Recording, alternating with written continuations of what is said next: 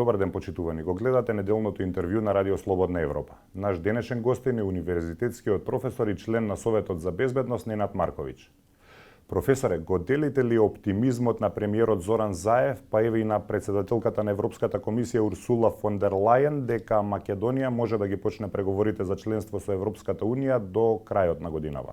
Многу пати почињале до крајот на годината, така да можеби сум малце помалку оптимистичен во однос на, да речеме, претходни ситуации кога тоа било најавувано. После две вета и ова кое ни е трето, нормално е човек да покаже први знаци на скепса и резервираност.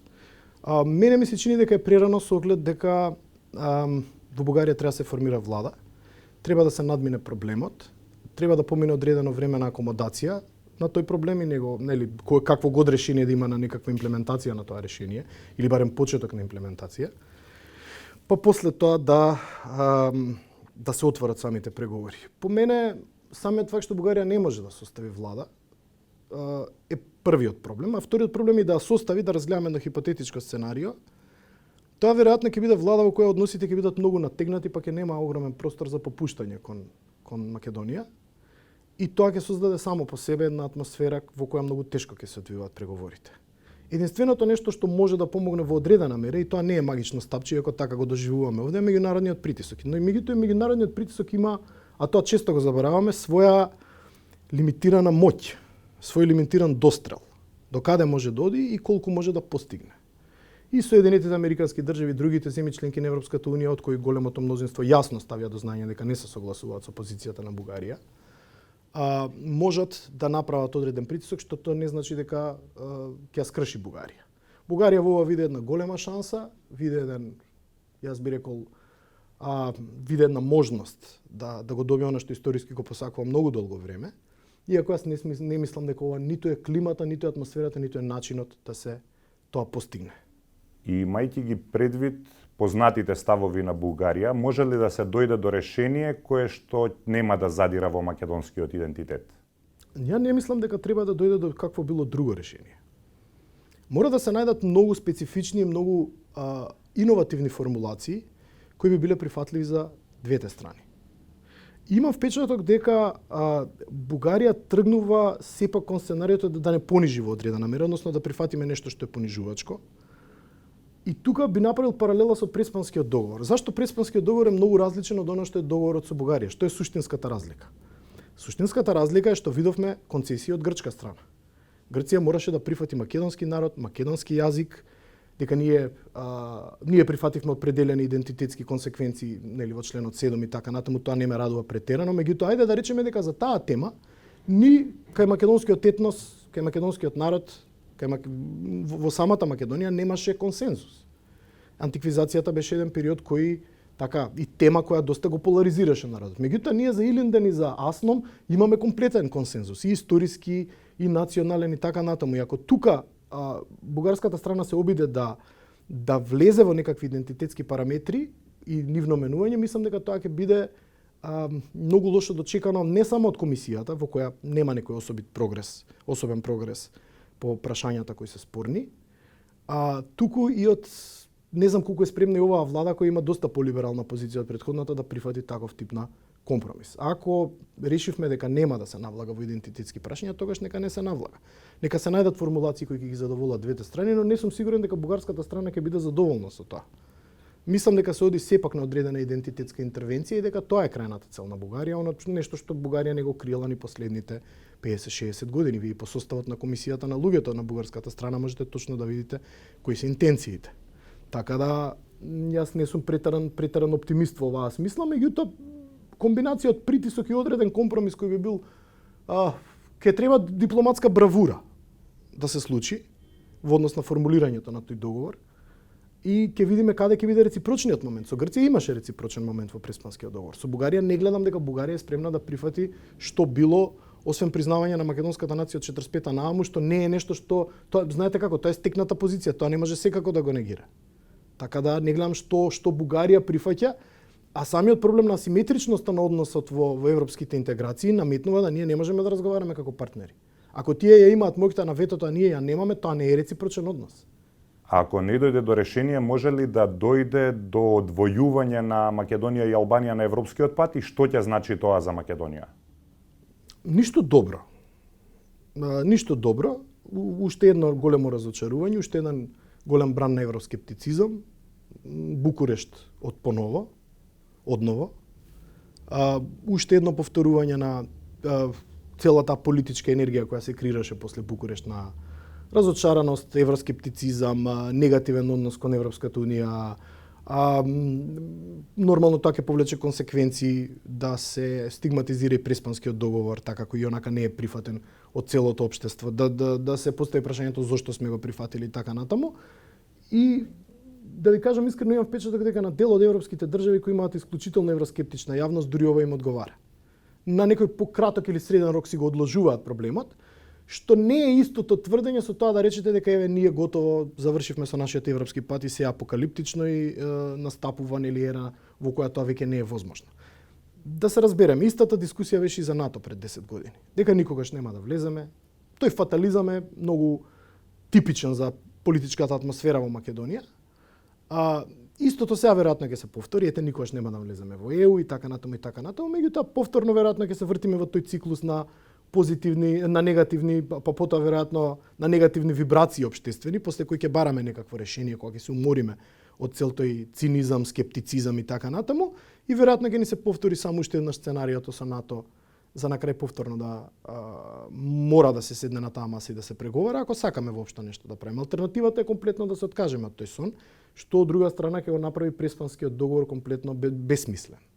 Бесмислен во оној дел каде што ние го прифативме заради тоа што сакаме да отвориме некаква перспектива за државата.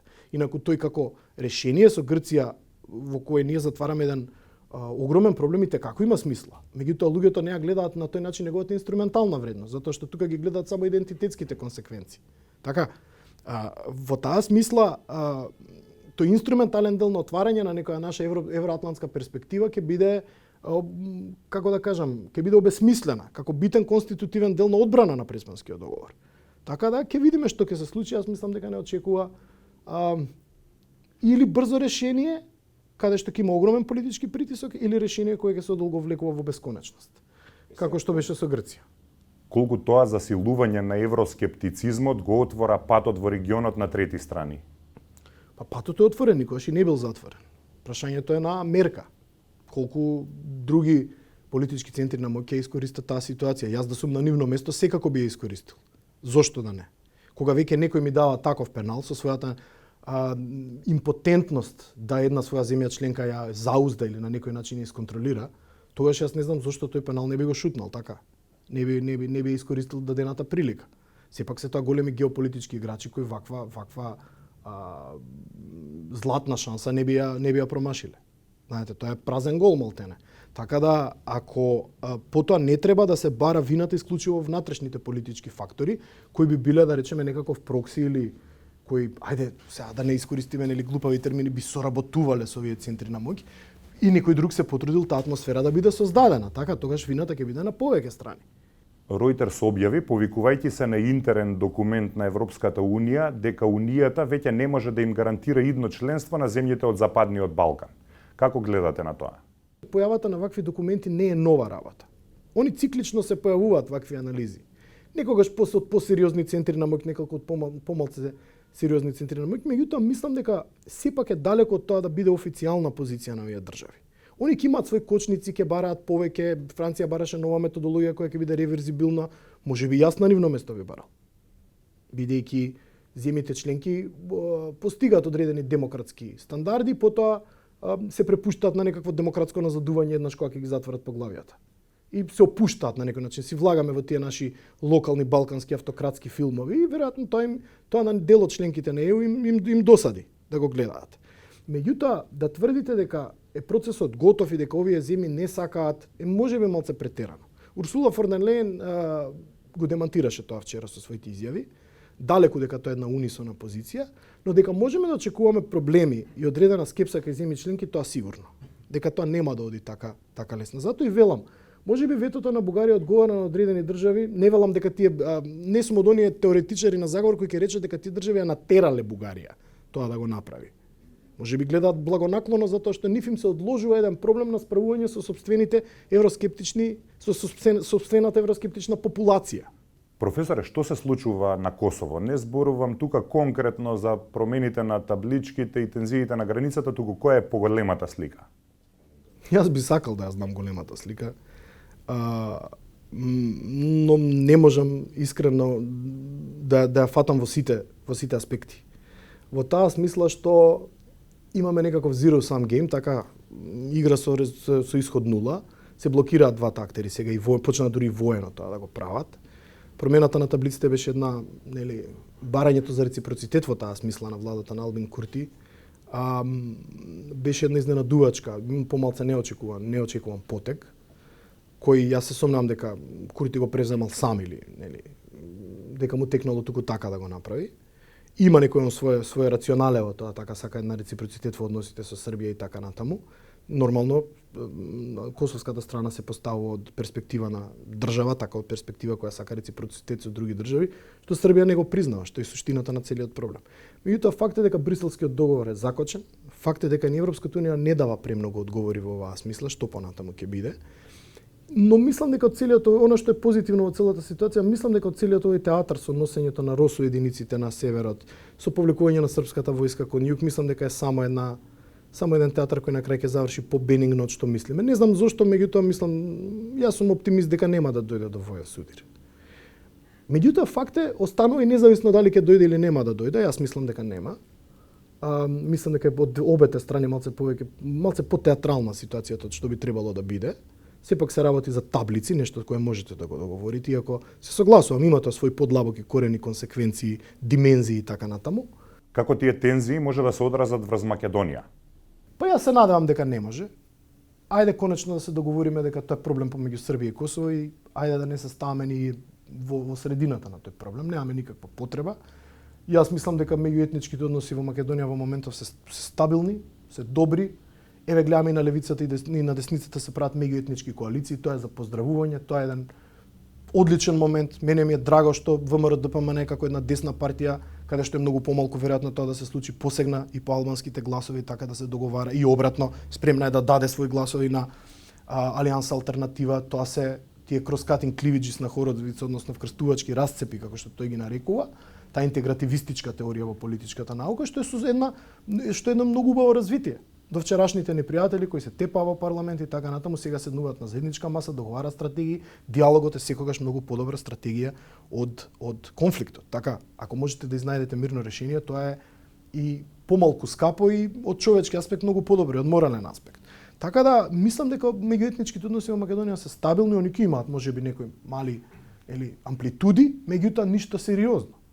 Имаме и на левицата и на десницата стабилни политички договори, стабилни политички блокови и не гледам зошто ние би требале толку многу да се секогаш да се ставаме во корелација со регионот. Далеко од тоа дека сум јас наивен и дека тоа безбедносни импликации не може да има, меѓутоа сакам да кажам не би требало да има импликации во таа смисла да ние константно нашата судбина ја гледаме во корелација со не знам Косово, со Босна, со и така натаму. Дајте да ги одвоиме конечно тие приказни, да градиме еден наш автентичен модел на мултикултурализам кој еве успева. Во одредена мерка успева.